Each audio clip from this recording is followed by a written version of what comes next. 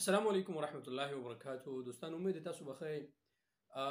پیښور کې چې کومه په جماعت کې پولیس لاین کې چې کومه دماکه شوې ده، ما دې باندې ویډیو په تفصیل سره نشو جوړولی ځکه زما زړه انتهایی خفه و.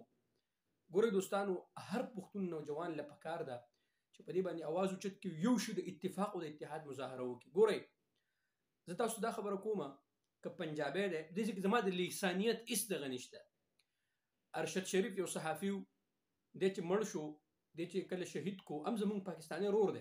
خو ګوره د اتفاق خبره کوم، ټول پنجابیان راپاڅېده، ټول پاکستان او صحافیان راپاڅېده، د هغې دپاره احتجاج روان دی. په سپریم کورټ کې اپیلونه، په های کورټ کې چې د هغې قاتلانو ته سزا ورکړی شي، یو شو په هغې باندې.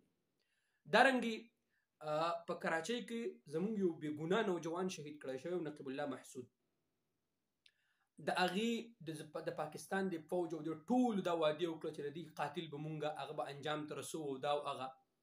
لیکن چې کله هغو ته پته ولګېده چې د دې د قاتل راونور نیسي، نو ګوره هغه ته دا دومره طاقتور انسان و چې ده ته په 15 کالو کې ده ته چېرته هتکړۍ نه وې اچولی شوې، دی به همدقسې تلو او ټول ریاستي ادارې د هغې د بچا وهلو دپاره متحرک او اخر دا چې هغې د عدالت نه بري کو.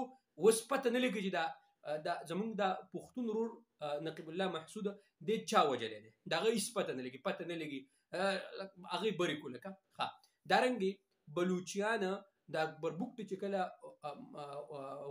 مړ شو، هغه چې کله جنرال مشرف ویشتو، نو ټول بلوچیان په هغو باندې اتفاق یې وکړو او ټول راپاڅېده، یو شو.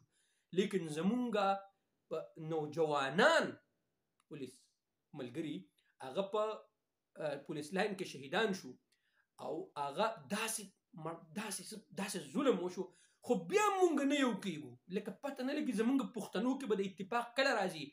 که دې وخت کې د کمې پارټۍ والي دي، خو دې وخت کې اتفاق پکار دی. یقین وکړئ که مونږ دا اتفاق ونه کړو، زمونږ دا صوبه چې کم دی دا به بیا د جنګ دغه به جوړه شي.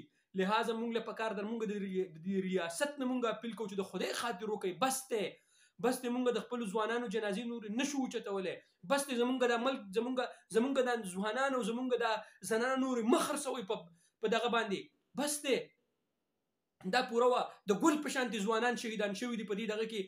دا یقین وکړئ، یو ویډیو مې وکته او هغه دا کوم ملګری چې شهید شوی دی، هغه ورور وایي چې 6 میاشتې مخکې د دې یو ملګري پکې چې کوم دی نو واده شوی و. څو پورې به مونږ د خپلو پښتنو دا جنازې اوچتو؟ څو پورې مونږ یو شوي نه یو، نو همدقسې به مونږ وجلی کېږو، دقسې به ذلیله کېږو.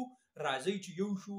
که د دې وخت کې نوجوانانو له، که دا د ISF واله دي، که دا د اسلامي جمعیت طلبه واله دي، که دا د کم دغه واله دي چې کم سټوډنټس تنظیمونه دي، ټولو له پکار دا ده چې یو شي او یو اواز چې بس دی، نه منو نور مونږ ستاسو دا غلامي. بس تر څو پورې چې مونږ یو شوي نه یو، یقین وکړه دقسې به وجلی کېږو.